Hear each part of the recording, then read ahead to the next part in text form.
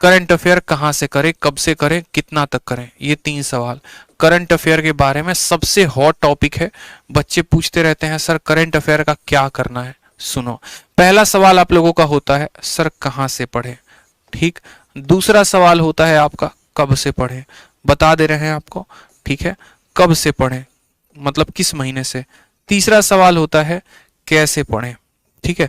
ये यहां पर कहां, कब और कैसे, ये 3 जो है ना, ये पूरे आपके नहीं पूरे भारत में हर बच्चे का सबसे बड़ा क्वेश्चन है कि सर करंट अफेयर कहां से पढ़ना है, कब से कब तक का पढ़ना है और कैसे पढ़ना है। तो देखो यहां पर इस बात को समझो। सबसे पहले आपको एक छोटी सी बात समझनी पड़ेगी कि आप किस एग्जाम की तैयारी कर रहे हैं और जिस एग्जाम की तैयारी कर रहे हैं वो पेपर आपका कब होने वाला है। उदाहरण के तौर पे अगर मैं इस बार सीजीएल के पेपर को लेकर बात करूं तो आपका सीजीएल का पेपर इस बार अप्रैल में होगा। अगर हम सीएचएसएल के पेपर की बात करें, ये हमारे सीजीएल का टेंटेटिव डेट है। अगर हम सीएचएसएल का बात करें तो सीएचएसएल का पेपर आपका दोस्तों मई में होने वाला है, ठीक है। एक पेपर आपका अप्रैल में है, दूसरा पेपर आपका मई में है। और करंट अफेयर का जो पढ़ने का नियम होता है ना, वो पिछले 6 महीने का पढ़ा जाता है, ठीक है।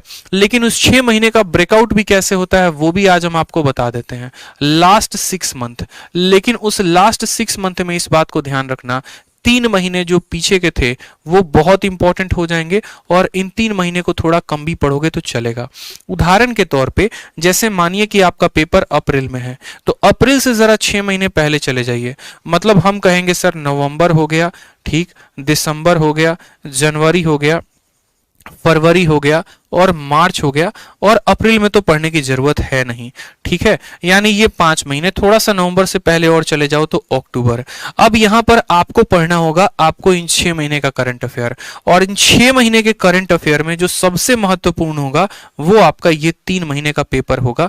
ये 3 महीने को तो एकदम जुबान पे रट के जाना है। इसमें जितने इंटरनेशनल डेज होंगे, जैसे योगा दिवस हो गया, ठीक है, आपको युवा दिवस हो गया, इस तरीके से करके जितने इंटरनेशनल डेज होंगे वो जरूर याद करना। इसमें जितने मिलिट्री एक्सरसाइजेस हुए होंगे वो जरूर याद करना, जितने समझौते हुए होंगे उनको जरूर पढ़ लेना। बजट आया है तो बजट के जितने भी इंपॉर्टेंट पॉइंट हो गए, कोई बड़ी अनाउंसमेंट हो गई, उनको जरूर याद कर लेना। बिटकॉइंस हो गए, क्रिप्टो करेंसी हो गई, इनके ऊपर भी हमारा आया था, वो याद कर लेना।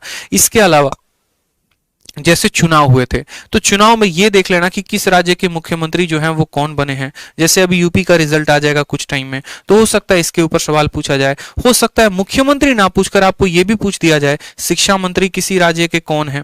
तो ये सभी बातों पे फोकस करना है। करंट अफेयर पढ़ते वक्त सिर्फ एक बात पे फोकस नहीं करना होता कि डेली के घटनाओं को याद कर रहे हैं, उनके साथ ये भी पढ़ना होता है कि भाई कौन सा इवेंट है, कौन सा डे है, क्या किसी की अपॉइंटमेंट हुई है, कौन सा एक्सरसाइज हुआ है, इन सब बातों पे। तो ये 3 महीने जान लगाकर पढ़ो और ये 3 महीने को जो है आप नॉर्मली किसी भी तरीके से पढ़ सकते हो। अब यहां पर क्या होता है कि सर कहां से पढ़े, सबसे पहला सवाल। तो देखो इसके लिए 2 ऑप्शंस हैं। आप या तो कोई बुक से पढ़ सकते हो, ठीक, और नहीं तो आप कहीं से यूट्यूब से पढ़ सकते हो। आपके पास दोनों ऑप्शंस होते हैं, ठीक है। मेरा मानना है यहां पर कि कभी भी आप जो है वैसी किताब पकड़ो जो थोड़ी सी पतली हो। ऐसी नहीं कि द हिंदू पकड़ लिया और पूरा का पूरा पढ़ रहे हैं। यूपीएससी क्लियर नहीं करना है, एसएससी सीजीएल या सीएचएसएल का पेपर देना है, तो कोई पतली सी किताब को पकड़िए।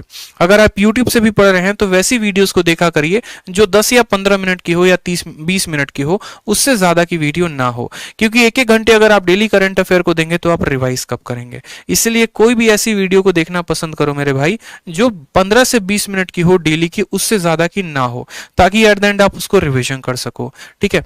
कब से पढ़े ये तो हमने आपको बता दिया कि आपको कब से पढ़ना है और कैसे पढ़ना है। तो कैसे पढ़ना है तो ये जो है महीने के 3 वाले, ये 3 महीने का आपको डेली का डेली देखना है कि इसमें जो है जनवरी के 1 तारीख से लेकर 30-31 तक क्या हुआ था, और बाकी के जो 3 महीने मेरे भाई बच गए इनको आप जो है मंथली पढ़ दो, बस काफी है। जैसे अक्टूबर मंथ का कहीं पर मंथली वीडियो मिल गया 1-2 घंटे 3 घंटे का, पूरा का पूरा उससे रिवाइज कर लिया। नवंबर का मिल गया उससे रिवाइज कर लिया, दिसंबर का मिल गया उससे रिवाइज कर लिया, और बाकी जो 3 हो गए उनका डेली पढ़ लो, ठीक है। बाकी करंट अफेयर में भी आप लोगों के लिए हमारे तरफ से एक बहुत बड़ा जो है उपहार मिलेगा, उसकी चिंता आपको नहीं करनी है। बहुत जबरदस्त आप लोगों के लिए उपहार आएगा, उसके लिए वेट करते रहेंगे आप लोग, ठीक है। तो इन बातों का ध्यान रखें। और करंट अफेयर नहीं होता, करंट अफेयर्स होता है, ठीक। साथ में यहाँ पर एक और बात को ध्यान देंगे कि आप क्विज भी लगाते रहेंगे। अगर आपको कहीं से कोई क्विज मिल जाता है, कोई वेबसाइट हो गया, कोई बुक हो गया, कहीं से हो गया, तो क्विज भी लगाते रहेंगे, क्योंकि क्विज के माध्यम से आपको चीजें जो है वो थोड़ा सा याद रहेंगी। ठीक है, तो करंट अफेयर के लिए आज बता दिया है। किसी और दिन मैं आपको जीके की स्ट्रैटेजी भी बता दूंगा कि जीके के लिए स्ट्रैटेजी क्या होनी चाहिए, जैसे पॉलिटी को कैसे याद करें, या पूरा का पूरा जीके प्लस जीएस की स्ट्रैटेजी क्या हो। क्योंकि देखो लास्ट टाइम पर जो मैं अपनी खुद की बात बताऊं ना, तो मेरे खुद के शिफ्ट में करंट अफेयर के 8 सवाल थे। आप बिलीव नहीं करोगे, किसी किसी शिफ्ट में 2 सवाल भी नहीं आते हैं, किसी किसी शिफ्ट में 8-8 सवाल भी आ जाते हैं।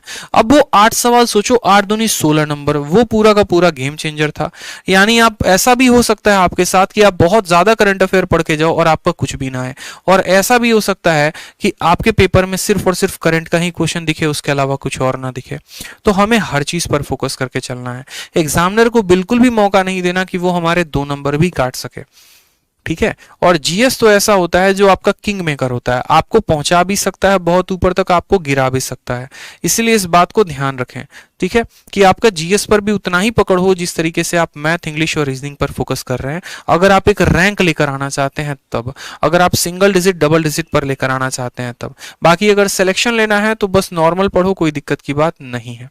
ठीक है, चलो।